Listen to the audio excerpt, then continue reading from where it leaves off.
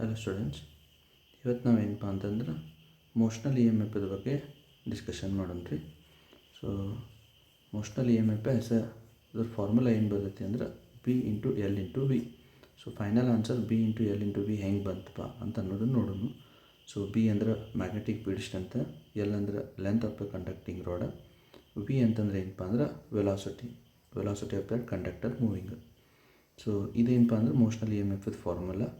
So ಇದು ಹೆಂಗೆ derive ಆಯ್ತು, ಹೆಂಗೆ ಇದು ಬಂತಪ್ಪ ಬಿ ಎಲ್ ಇಂಟು ಬಿ ಅಂತೇಳಿ ಅನ್ನೋದ್ರ ಬಗ್ಗೆ ಡಿಸ್ಕಷನ್ ಮಾಡೋಣ ರೀ. ಸೊ ಈಗ ಏನಪ್ಪ ಅಂದ್ರೆ ಕಂಡಕ್ಟರ್ದೊಳಗೆ ಫ್ರೀ ಎಲೆಕ್ಟ್ರಾನ್ಸ್ ಇರ್ತಾವೆ ರೀ. ಸೊ ಈ ಫ್ರೀ ಎಲೆಕ್ಟ್ರಾನ್ಸ್ ಏನಾರ ಮೂಮೆಂಟ್ ಆದವಪ್ಪ, ಈ ಫ್ರೀ ಎಲೆಕ್ಟ್ರಾನ್ಸನ್ನು ಎಲ್ಲಿ ಪ್ಲೇಸ್ ಮಾಡೇವಿ ಅಂತಂದ್ರೆ ಮ್ಯಾಗ್ನೆಟಿಕ್ ಫೀಲ್ಡ್ದೊಳಗೆ ಇಟ್ಟೇವಿ. ಕ್ರಾಸ್ ಮಾರ್ಕ್ದೊಳಗೆ ಏನು ತೋರಿಸಿದೇವಲ್ಲ ಅವೆಲ್ಲ ಏನಪ್ಪ ಅಂದ್ರೆ ಮ್ಯಾಗ್ನೆಟಿಕ್ ಫೀಲ್ಡ್ ಲೈನ್ಸ್. ಅವಕ್ಕೂ ಡೈರೆಕ್ಷನ್ ಏನೈತಿ ಅಂದ್ರೆ ಟುವರ್ಡ್ಸ್ ಟ್ಯಾಬ್ ಐತಿ, ಟ್ಯಾಬ್ ಒಳಗೆ ಅವು ಪಾಸ್ ಆಗ್ತವೆ. ಈ ವೈಟ್ ಕಲರ್ ಏನು ಡಾಟ್ ತೋರಿಸತ್ತೈತಲ್ಲ ಅವೆಲ್ಲ ಏನಪ್ಪ ಅಂತಂದ್ರೆ ಎಲೆಕ್ಟ್ರಾನ್ಸ್, ಕಂಡಕ್ಟರ್ದೊಳಗೆ ಎಲೆಕ್ಟ್ರಾನ್ಸ್ ಇರ್ತವೆ.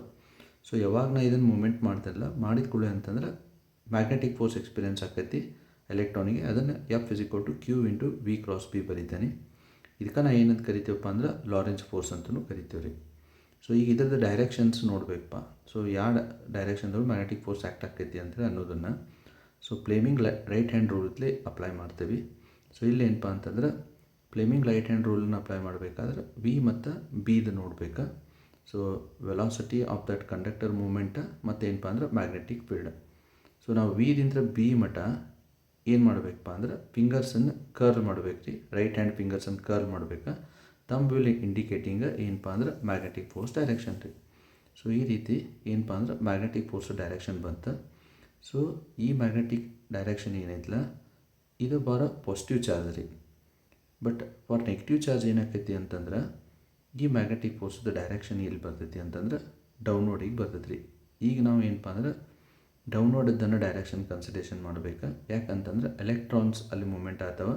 So electrons will experiencing magnetic force ಅಥವಾ ಲಾರೆಂಜ್ ಫೋರ್ಸ್ ಅದು ಎಕ್ಸ್ಪೀರಿಯನ್ಸ್ ಆಗ್ತೈತಿ. ಸೊ ಈ ರೀತಿ ಆಗುವಾಗ ಚಾರ್ಜ್ ಸಪ್ರೇಷನ್ ಆದವು ರೀ. ಸೊ ಎಲ್ಲ ಎಲೆಕ್ಟ್ರಾನ್ಸ್ ಏನಪ್ಪ ಅಂತಂದ್ರೆ ಡೌನ್ವರ್ಡ್ ಡೈರೆಕ್ಷನಿಗೆ ಬಂದು ರೀ. ಅದಾದಮೇಲೆ ಪಾಸಿಟಿವ್ ಚಾರ್ಜಸ್ ಏನಾದಪ್ಪ ಅಂದ್ರೆ ಅಪ್ವರ್ಡ್ ಡೈರೆಕ್ಷನಿಗೆ ಬಂದು ರೀ. ಸೊ ಈಗ ಚಾರ್ಜ್ ಸಪ್ರೇಷನ್ ಆಯ್ತು. ಸೊ ಈ ಚಾರ್ಜ್ ಸಪ್ರೇಷನ್ದಿಂದ ಏನಪ್ಪ ಅಂದ್ರೆ ಇ ಎಮ್ ಎಫ್ ಇಂಡ್ಯೂಸ್ ಆಯಿತು.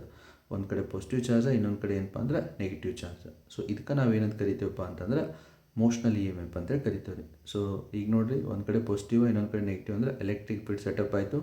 ಪ್ಲಸ್ ಟು ಮೈನಸ್ ನಾವೇನು ತೋರಿಸ್ತೀವಪ್ಪ ಅಂತಂದ್ರೆ ಎಲೆಕ್ಟ್ರಿಕ್ ಫೀಲ್ಡ್ ಸೆಟಪ್ ಆಗಿದ್ದನ್ನು ತೋರಿಸ್ತೀವಿ.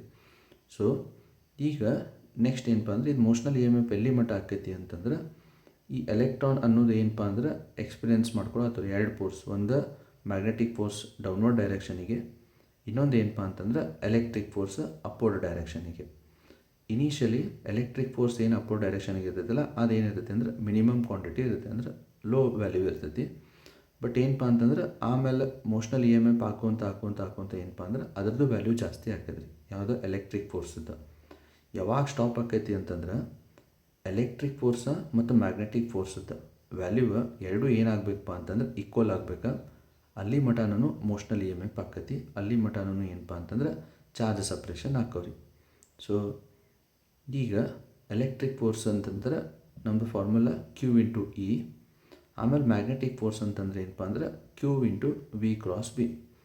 ಈಗ ನಾನೇನು ಕ್ಯೂ ಬದಲಿ ಒಂದು ಸಿಂಗಲ್ ಚಾರ್ಜನ್ನು ತೊಗೊಂಡು ಅಂತಂದ್ರೆ ಅವಾಗ ಏನು ಬರೀತೇನಪ್ಪ ಎಲೆಕ್ಟ್ರಿಕ್ ಫೋರ್ಸ್ ಅಂತಂದ್ರೆ ಇ ಇಂಟು ಇ ಬರೀತೇನೆ.